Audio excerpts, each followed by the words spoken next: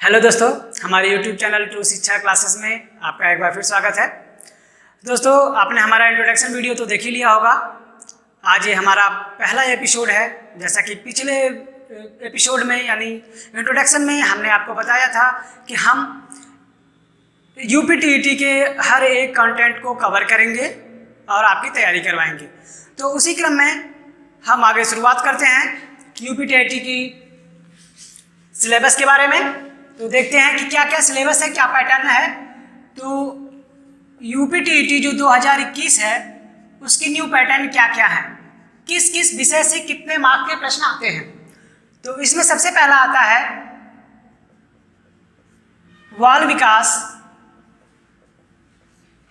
एवं शिक्षा शास्त्र। इसको कहीं कहीं शिक्षण शास्त्र भी मिलता है।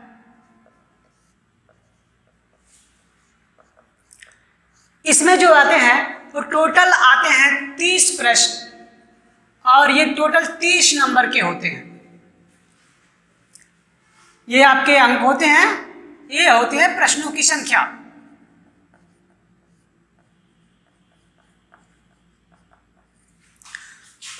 उसके बाद हमारा जो दूसरा विषय आता है वो हिंदी भाषा से आता है।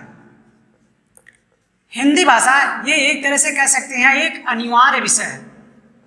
इसमें भी आपके प्रश्नों की संख्या 30 होती है और ये कुल 30 नंबर के होते हैं। अगला जो विषय आता है वो आता है अंग्रेजी भाषा। अंग्रेजी भाषा नहीं कह सकते, इसको भाषा द्वितीय कह सकते हैं, भाषा सेकंड। इसमें आपको 3 विषय मिलते हैं, इंग्लिश, उर्दू और संस्कृत। ये इसमें से वैकल्पिक होता है, कोई एक आप लेंगे जिसको कह, इसमें आपको मिल जाएगा अंग्रेजी भाषा, उर्दू और संस्कृत। ये आप अपनी इच्छा अनुसार कोई एक का चयन कर सकते हैं जिसमें आप कंफर्टेबल हो। ये भी होते हैं केवल कुल इसमें प्रश्नों की संख्या 30 होती है और कुल निर्धारित अंक 30 होते हैं। हमारा अगला जो सब्जेक्ट आता है वो आता है गणित से। इसमें भी कुल प्रश्नों की संख्या 30 होती है और 30 अंक निर्धारित होते हैं इसके लिए भी। और हमारा 5वां और आखिरी विषय आता है पर्यावरणीय अध्ययन।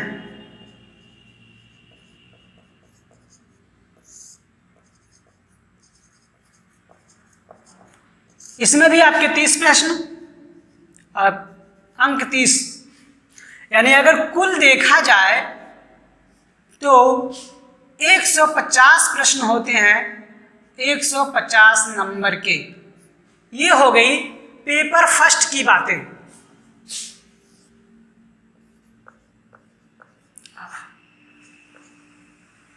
ये समझ लीजिए आपका पेपर 1 है। अब सबको पता है कि UPTET 2 स्तर पे कराता है परीक्षा। पहला प्राथमिक स्तर जिसमें आप कक्षा 1 से 5 तक के शिक्षक बनने के लिए पात्र होते हैं। दूसरा जो जूनियर स्तर का होता है 6 से 8 के लिए, उसमें पेपर सेकंड होता है। तो पेपर सेकंड में थोड़ा सा सब्जेक्ट का अंतर आ जाता है। तो जो हमारा पेपर सेकंड होता है, जैसा कि आपको पता ही है कि ये जूनियर में यानी 6 से 8 के लिए पात्र होते हैं लोग।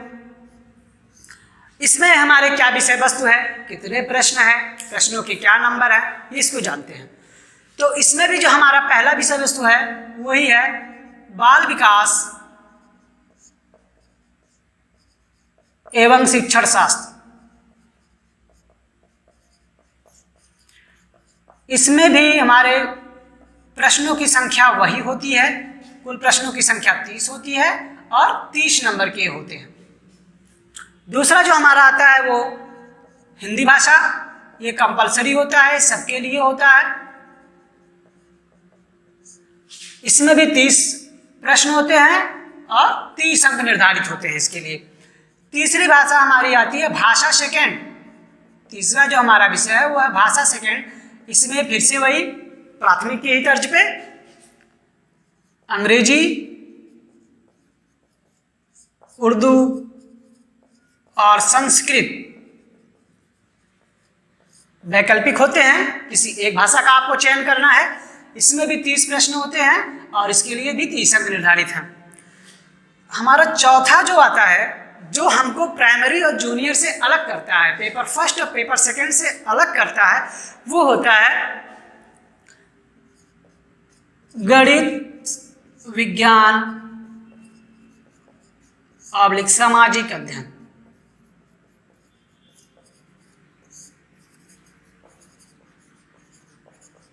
देखिए, ये ऐसा सब्जेक्ट है, यही अंतर बता देता है कि कौन हमारे जूनियर के लिए पात्र हैं, कौन प्राइमरी के लिए पात्र हैं। जो अभ्यर्थी साइंस वर्ग के स्टूडेंट रहे हैं ग्रेजुएशन स्तर पे, वो गणित विज्ञान का चयन करते हैं, और जो अभ्यर्थी कला वर्ग के होते हैं, आर्ट साइंस से होते हैं ग्रेजुएशन स्तर पे, वो सामाजिक अध्ययन का चयन करते हैं। इसमें कुल प्रश्नों की संख्या होती है 60, और उसके लिए 60 अंक निर्धारित होते हैं। यानी हमारा टोटल जो हो जाता है, इसमें भी जूनियर स्तर पे भी यानी पेपर सेकंड में भी कुल 150 प्रश्न होते हैं, 150 नंबर के। ये तो हो गए हमारे paper first, paper second. Paper first for primary level and paper second for junior level. अब ये हमारे विषय वस्तु हैं कि इसी विषय से ये इतने प्रश्न पूछे जाएंगे। अब हर एक विषय पे कौन कौन से टॉपिक हैं, इसकी भी चर्चा हम करेंगे। लेकिन सबसे पहले ये जान लेते हैं कि आखिर इन दोनों पेपरों को देने के बाद कितने नंबर पाके हम उत्तीर्ण होंगे। तो जैसा कि शासन ने निर्धारित किया है, जो नियमावली बनाई गई है, उसके अनुसार आप लोग तो लिख चुके होंगे, इसको तो हम मिटा सकते हैं। जो नियमावली बनाई गई है उसके अनुसार सामान्य वर्ग के अभ्यर्थियों के लिए, यानी आप जनरल कैटेगरी के लिए कह सकते हैं, तो कुल का 60% नंबर पाना, 60% नंबर पाना अनिवार्य है, तभी आप उत्तीर्ण घोषित किए जाएंगे। तो ये कह सकते हैं कि आपको टोटल 90 नंबर पाना है मार्क। जो आरक्षित वर्ग के अभ्यर्थी हैं, जैसे SC, OBC, SC, ST और OBC, उनके लिए 55% प्राप्तांक का, यानी इनको देखा जाए नंबरों में तो कह सकते हैं कि कुल 83 नंबर। ये अगर आप प्राप्त करते हैं मिनिमम, ये मिनिमम स्कोर है, अगर आप ये प्राप्त करते हैं तो आप इसके लिए उत्तीर्ण घोषित किए जाएंगे। तो आप अगली भर्ती परीक्षा जो आती है, क्या कहते हैं इसको, सुपर टेट के लिए पात्र हो जाएंगे। यानी अगर आप इसको टेट को पास कर लेते हैं तो आप सुपर टेट के लिए पात्र हो जाएंगे। अब आगे देखते हैं इन विषय वस्तुओं पे कि कैसे हम इनकी आगे इनके कौन कौन से सब्जेक्ट कंटेंट को पढ़ेंगे।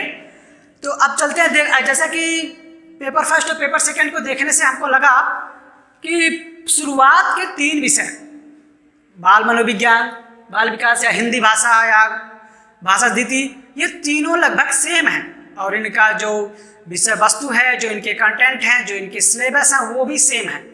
तो हम एक एक करके इनको करेंगे, तो हमारा पेपर फर्स्ट और पेपर सेकंड दोनों की तैयारी होती चलेगी। तो अब हम शुरुआत करेंगे बाल विकास एवं शिक्षण शास्त्र से।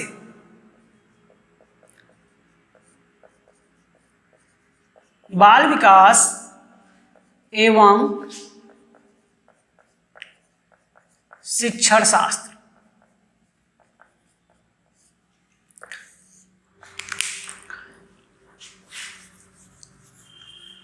तो अब हम शुरुआत करेंगे बाल विकास एवं शिक्षण शास्त्र से। सबसे पहले तो हम ये ध्यान रखेंगे कि आखिर बाल विकास क्यों पढ़ेंगे। बाल शब्द लगा है विकास के आगे, ये ध्यान रखना है। यानी कि हम किसी भी नियम, किसी भी सिद्धांत का प्रतिपादन करेंगे या कोई भी नियम का व्याख्या करेंगे तो उसके केंद्र बिंदु में बालक होना चाहिए। इसका मतलब ये है कि ये हमारा जो बालक होगा वो सेंटर पे होगा। इसी को ध्यान में रख के हम हर विषय के हर नियम को समझेंगे। तो बाल विकास के पहले सबसे पहले आ जाते हैं कि बाल विकास का अर्थ क्या है। बाल विकास का अर्थ आप चाहें तो पॉइंट नोट करते चलें।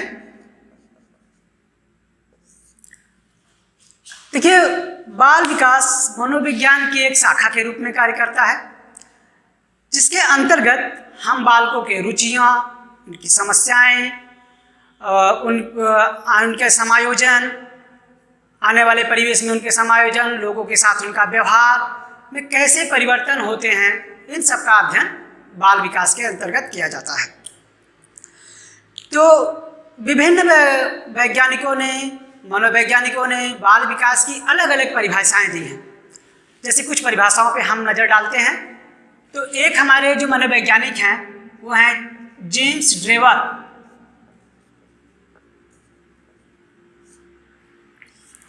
देखिए, परिभाषा हम उनके एज इट इज को नहीं बता रहे हैं, हम उनके परिभाषा की व्याख्या कर रहे हैं, उनके अर्थ को समझ रहे हैं, ताकि आपको दिमाग में ये बात आ जाए कि अगर ये परिभाषा है तो इसका अर्थ क्या है। तो आपको अर्थ से ही स्पष्ट हो जाएगा कि इस अर्थ के विषय में किसने कहा है। तो जेम्स ड्रेवर ने कहा है कि बाल विकास बालक के जन्म से लेकर परिपक्वावस्था तक के होने वाले परिवर्तनों का अध्ययन है। ध्यान रखिएगा, जन्म से परिपक्वावस्था,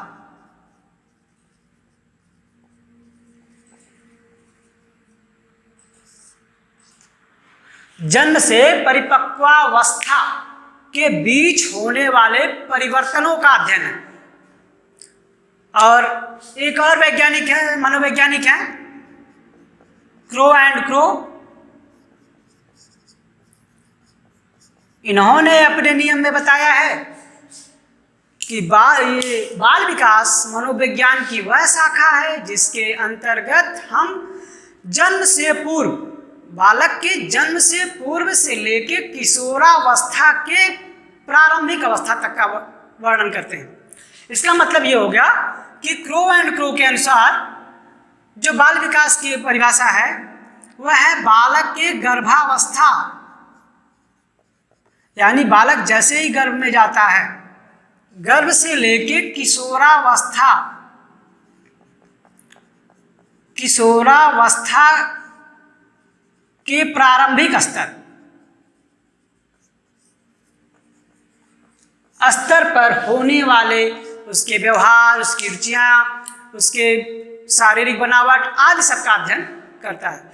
तो कुल मिलाजुला के हम यही कह सकते हैं कि बाल मनोविज्ञान मनोविज्ञान की वह शाखा है जिसके अंतर्गत हम बालकों की रुचियाँ, उनकी समस्याएं, उनके अनुभव, परिवार और वातावरण में उनका समायोजन, इन सब का एक अध्ययन है, एक क्रमिक अध्ययन है। अध्ययन ही नहीं, एक क्रमिक अध्ययन है जो क्रम से होता रहता है। ये क्रमिक है, इसका उसके बालक के हर एक स्तर पे करेगा। तो बाल विकास का अर्थ लगभग आपको समझ में आ ही गया होगा।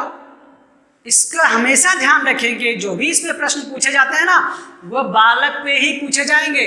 तो जो अगर हम उसका उत्तर का चयन करेंगे तो ये ध्यान रखेंगे कि क्या वो समस्याएं बालक के परिप्रेक्ष्य में कितने स्तर तक की सही जाती हैं, या बालक उस प्रश्न पे जो प्रश्न पूछे गए हैं बालक उसको कहाँ तक संतुष्ट करता है। ये टिप्स हम ध्यान रखेंगे उत्तर लिखते वक्त। अब आते हैं बाल विकास के क्षेत्र पे। बाल विकास का क्षेत्र,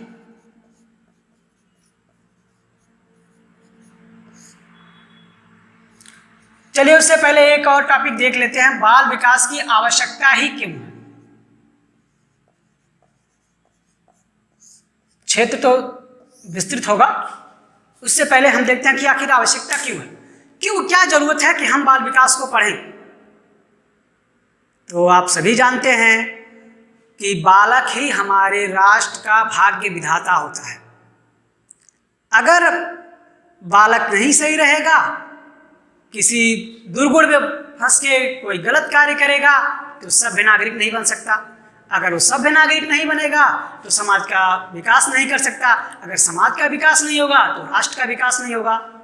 तो हम ध्यान यही रखेंगे कि बाल विकास की आवश्यकता हमको क्यों है। तो उसको जानने के लिए हम ये जानेंगे। अच्छा, आपको एक एग्जाम्पल देते हैं। आपने मूर्तिकार को देखा होगा, एक कुम्हार को देखा होगा।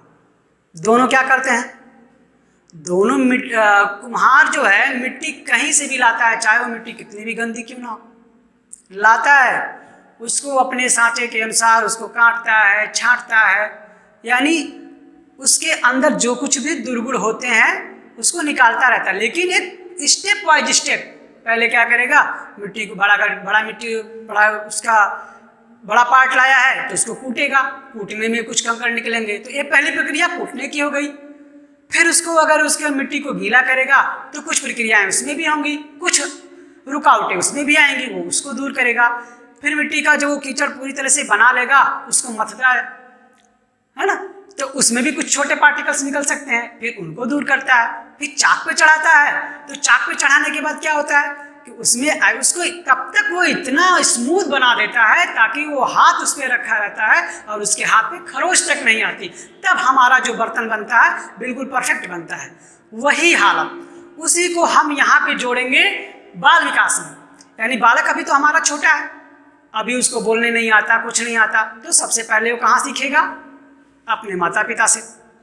माता पिता से सीखा, वहाँ से कुछ ज्ञान अर्जित किया, तो फिर जब उसकी एक अवस्था होती है, स्कूल जाता है तो वहाँ वो सामाजिक ज्ञान लेता है, और बड़ा होता है तो और अपने परिवेशी ज्ञान को भी लेता है।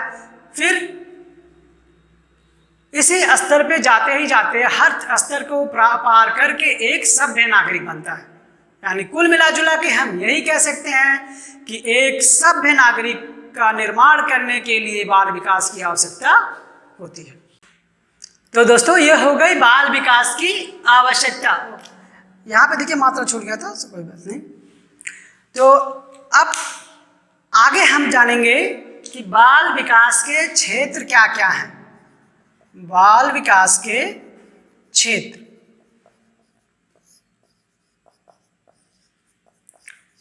वैसे तो देखा जाए तो बाल विकास के क्षेत्र तो बहुत बड़े हैं, लेकिन हम यहाँ पे कुछ बिंदुओं पे चर्चा करेंगे जिससे जानेंगे कि आखिर ऐसा कौन कौन सा क्षेत्र है जहाँ बाल विकास होता है, ठीक है, और उसमें आने वाली समस्याएं क्या क्या होती हैं, उनका सुधार हम कैसे करते हैं।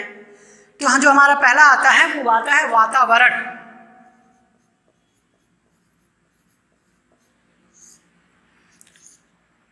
बाल विकास का जो पहला क्षेत्र है वो वातावरण और बालक का है।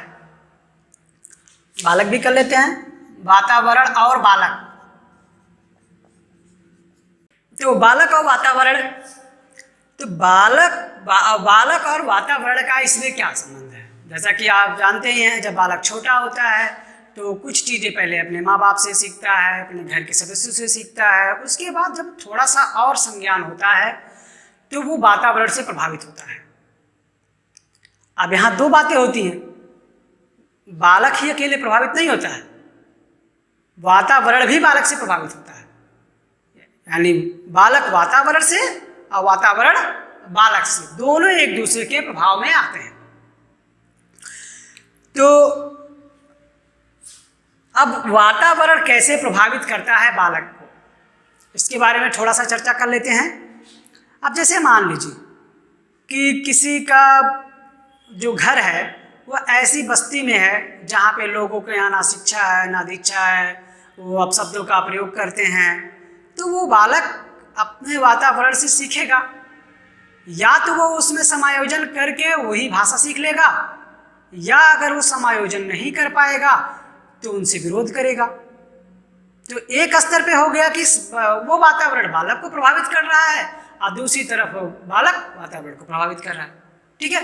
तो हमारी इसी क्रम में जो हमारा अगला क्षेत्र आता है वो आता है मानसिक क्रियाएं।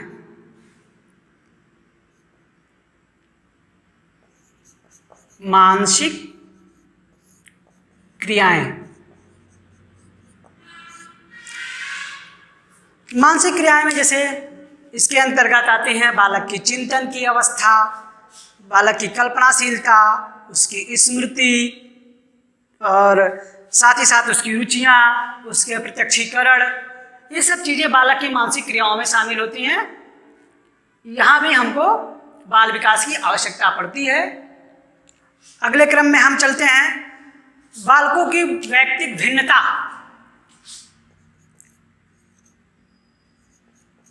वैयक्तिक भिन्नता। वैयक्तिक भिन्नता का मतलब इंडिविजुअल डिफरेंस, क्योंकि हमारे हाथ की 5 उंगलियां नहीं समान होती है तो समाज के बालक कैसे समान होंगे। यानी हर एक बालक के अपने कुछ गुण होते हैं, किसी न किसी क्षेत्र में वो विशेष होते हैं। कोई शारीरिक रूप से होता है, कोई मानसिक रूप से होता है, तो उसकी सबकी भिन्नताएं होती हैं।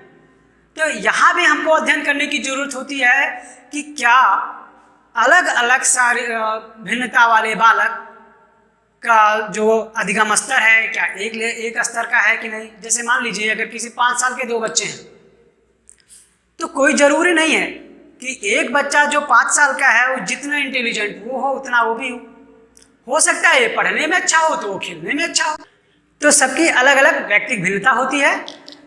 अब इसी के क्रम में हम आगे जानेंगे ऐसा अब कौन सा क्षेत्र है जहाँ पे बाल विकास की आवश्यकता होगी। तो एक और सबसे महत्वपूर्ण क्षेत्र है विशिष्ट बालकों के अध्ययन में। विशिष्ट बालकों का अध्ययन। अब ये विशिष्ट बालक कौन होते हैं? विशिष्ट नाम से ही स्पष्ट है, स्पेशल।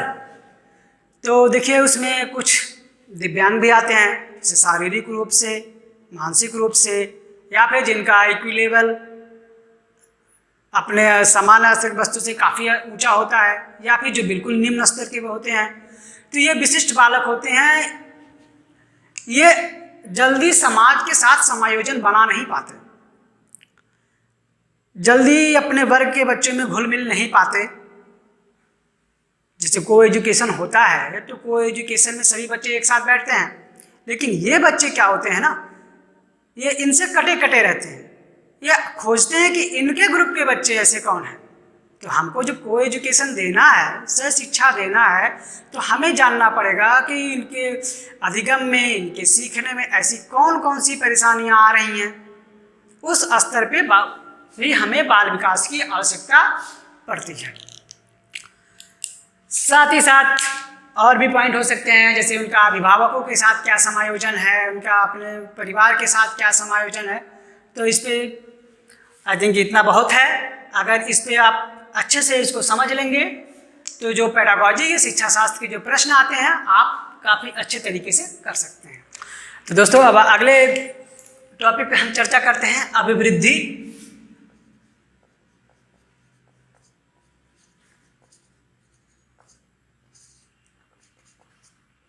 तो दोस्तों हम इस अभिवृद्धि टॉपिक पे चर्चा करेंगे। अभिवृद्धि क्या होती है? अभिवृद्धि व्यक्ति के स्वाभाविक विकास, बातों पे शब्दों पे ध्यान रखिएगा, व्यक्ति के स्वाभाविक विकास को अभिवृद्धि करते हैं। स्वाभाविक विकास ऐसे मान सकते हैं कि अभिवृद्धि जो होती है वो भ्रूण बनने से शुरुआत हो जाती है और ये तब तक चलती रहती है जब तक वो प्रौढ़ावस्था या किशोरावस्था के पश्चात तक चलती रहती है, ये मान सकते हैं। अभिवृद्धि स्वतः घटित होने वाली एक घटना है। अभिवृद्धि के अंतर्गत क्या आता है? अभिवृद्धि में हमारे उन्हीं क्षेत्रों का, हमारे शरीर के उन्हीं क्षेत्रों का विकास होता है जो जन्म के समय होते हैं। जैसे हम ये कह सकते हैं हमारे हाथ, हमारे पैर, जैसे बच्चे छोटे होते हैं तो उनके हाथ, पैर, नाक, कान, आँख, जो भी जितने भी उनके ऑर्गन्स, अंग होते हैं, एक धीरे जैसे जैसे समय बीतता जाता है, जैसे जैसे उनका क्रमिक विकास होता जाता है, शैशवावस्था, बाल्यावस्था, किशोरावस्था, प्रौढ़ावस्था, इस तरह से उनके जो अंगों का होता है वो विकास होता रहता है। जैसे अगर वो बाल्यावस्था में, शैशवावस्था में नाजुक होते हैं तो वो किशोरावस्था तक जाते जाते थोड़े से प्रौढ़ हो जाते हैं, मजबूत हो जाते हैं, प्रौढ़ावस्था तक जाते जाते और मजबूत हो जाते हैं। लेकिन एक बात इसमें होती है कि जो हमारी अभिवृद्धि होती है एक निश्चित समय आने के बाद रुक जाती है, ठीक है। और विकास जो होता है ये सतत चलने वाली प्रक्रिया है। विकास निरंतर चलता रहता है और अभिवृद्धि एक निश्चित समय के पश्चात रुक जाती है। तो अभिवृद्धि और विकास में यहाँ पे अंतर समझना होगा। अभिवृद्धि स्वतः घटित होती है और विकास परिस्थिति अनुकूल होती है। जिस परिस्थिति से हम गुजरते हैं उस तरह का विकास हमारे मन में होता रहता है। विकास जो है जन्म से लेके मृत्यु पर्यंत तक चलता रहता है। हम ये नहीं कह सकते कि अब हमारा पूर्ण विकास हो गया, नहीं, विकास हमेशा चलता रहता है। तो अगले टॉपिक में हम जानेंगे अभिवृद्धि और विकास में क्या अंतर है। तो इसको देखते हैं, समझते हैं। अभिवृद्धि और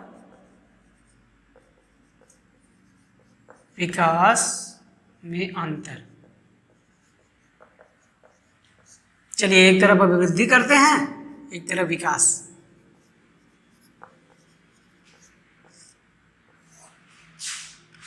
इसको थोड़ा सा ज्यादा दूरी लिख दिया जाए।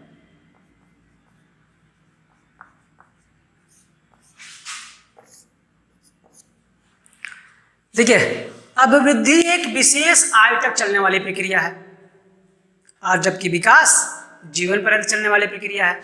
तो इसको लिखते चलते हैं हम।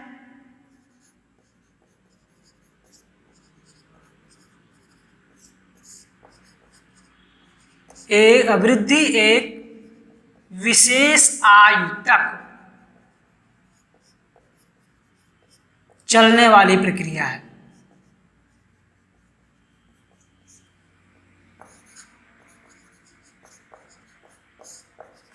जबकि हमारा जो विकास है वह जन्म से लेकर मृत्यु पर्यंत तक चलता रहता है।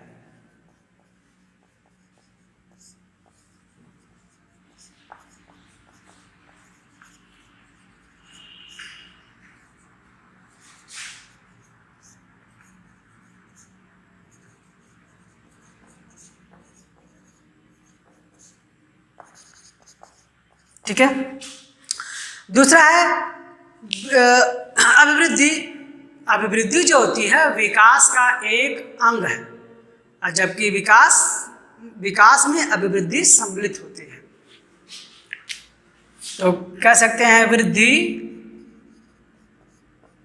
विकास का एक अंग है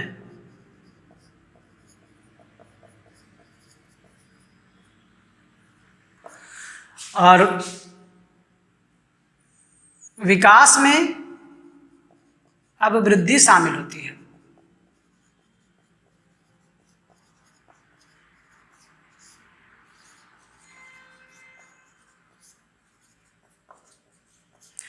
जो अभिवृद्धि होती है ये उन्हीं में होती है जो हमें जन्म के बाद मिले हुए होते हैं। जो अंग हमारे जन्म के बाद मिले हुए होते हैं उन्हीं में अभिवृद्धि होती है। जबकि विकास जो हमारा होता है वह आपके सामाजिक, व्यवहारिक, सांस्कृतिक हर चीज़ों से मिलता है, जिसमें शारीरिक भी कह सकते हैं, मानसिक भी कह सकते हैं और संवेगात्मक कह सकते हैं। तो ये देख सकते हैं कि जो वृद्धि होती है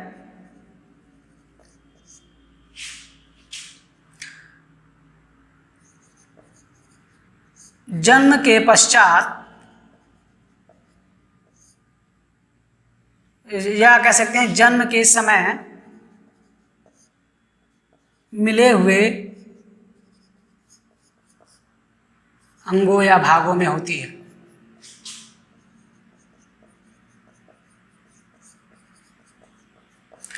और जबकि हमारा जो विकास होता है विकास में विकास संवेगात्मक और संवेगात्मक, शारीरिक,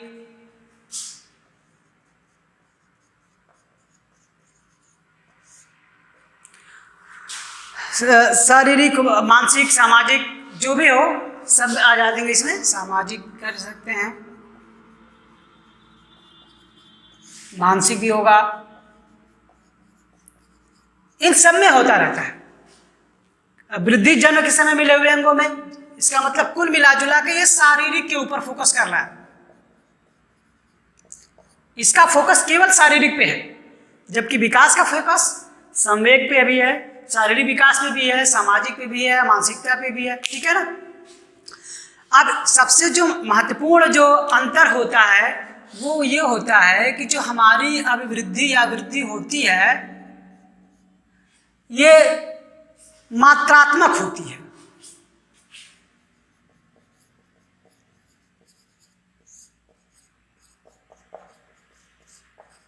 अभिवृद्धि मात्रात्मक होती है, जबकि जो हमारा विकास होता है वो गुणात्मक होता है।